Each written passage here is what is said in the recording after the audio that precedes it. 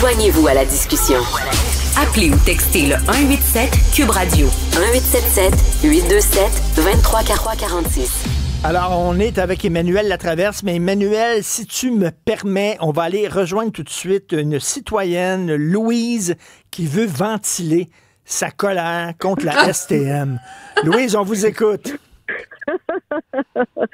Vous avez raison, mais je suis tellement en colère, monsieur. Je suis tellement en colère. J'ai vu de mes yeux vus et je vois à chaque jour des étudiants qui sortent de l'école sous la pluie. Il fait froid, il fait noir. Les routes sont pleines d'autos et les lumières changent rouge et changent verte, puis il n'y a plus rien qui bouge, puis les vélos passent entre les autos arrêtés sans lumière. Il fait froid, il pleut. Je comprends pas comment se fait que 2400 employés d'entretien, 4000 chauffeurs peuvent miner la sécurité, la santé, la vie, le quotidien de 1 100 000 personnes par jour. Je comprends pas. Que font les gouvernements? Je peux pas croire que M. Legault dit qu'il en a fait assez.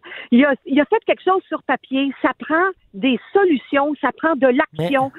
J'ai de la peine pour les restaurateurs au centre-ville, tous les commerces au centre-ville en fin de semaine qui vont perdre de l'argent, qui vont probablement fermer les portes. Ça a assez duré. C'est pas vrai que 6400 personnes ont tant de pouvoir sur 1 100 000 personnes. Puis moi, là, j'ai pas 15 journées de maladie payées par année, là. Oui. Je peux pas croire, ils font pas pitié. Merci beaucoup, Louise, d'avoir fait dit ça sans sacrer. Vous avez réussi à dire ça sans sacrer. Alors, faut le faire, hein? Oui, Emmanuel, des témoignages comme ça, il y en a plein. Les gens en ont ras le pompon. Comment t'expliques, toi, la décision surréaliste du tribunal administratif du travail d'accepter cette grève-là ce week-end?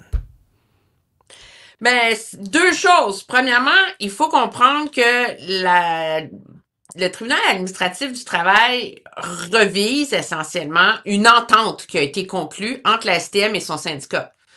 Et dans une entente sur comment on allait définir les services essentiels en cas de grève, la STM était d'accord pour qu'il n'y ait pas de service les samedis, dimanches et les jours fériés. C'est écrit noir sur blanc dans l'entente que la STM a signée avec ses syndicats au mois d'avril dernier.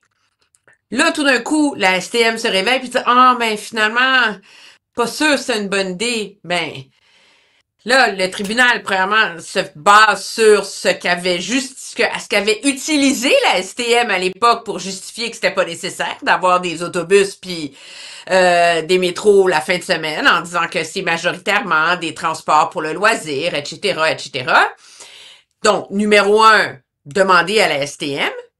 Numéro 2, le tribunal, lui, ne peut imposer des changements que s'il y a un danger imminent à la vie et à la sécurité.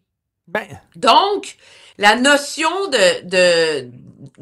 la jurisprudence et le droit du tribunal d'intervenir pour rouvrir des ententes signées sur les services essentiels doit dépendre de comment on interprète la santé et la sécurité, puis c'est une interprétation très, très, très restreinte des tribunaux depuis le fameux jugement de la Cour suprême de 2015 qui sacralise presque le droit de grève. Alors, je comprends les gens d'être en colère contre le tribunal administratif du travail.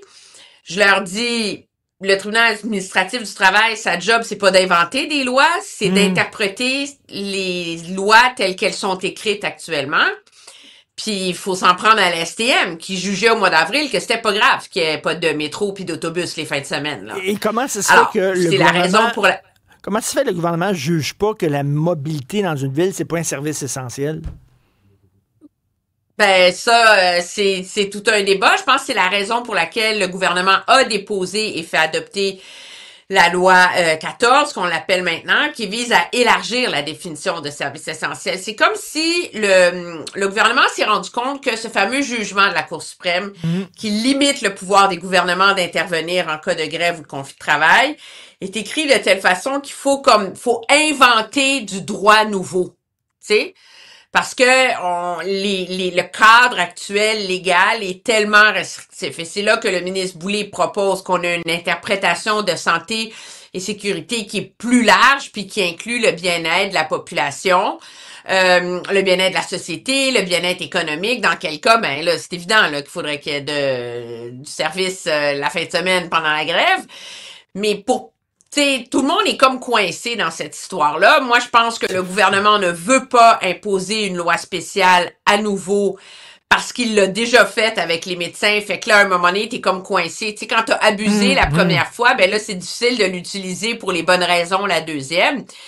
Mais c'est d'entendre M. Legault dire « on en a fait assez ». Hey! J'avais envie de dire « oh mon Dieu, dis rien ». Fais juste laisser M. Boulay parler, là. M. Boulay, là, le ministre du Travail, il gère bien ça. Il fait la pédagogie de pourquoi c'est pas simple, puis qu'il comprend que les gens sont tannés. Dis pas un mot. Mais dis pas que t'en as fait assez. Parce que le monde qui sont pris dans la gadoue, puis qui dépensent leurs économies sur des taxis, ou qui rentrent pas au travail, ou qui ont pas leur aide alimentaire, ils trouvent pas que t'en as fait assez, tu sais. Exactement. On se laisse là-dessus. Demain, on va parler des médecins, Emmanuel. Merci beaucoup. Ben oui, salut! Salut.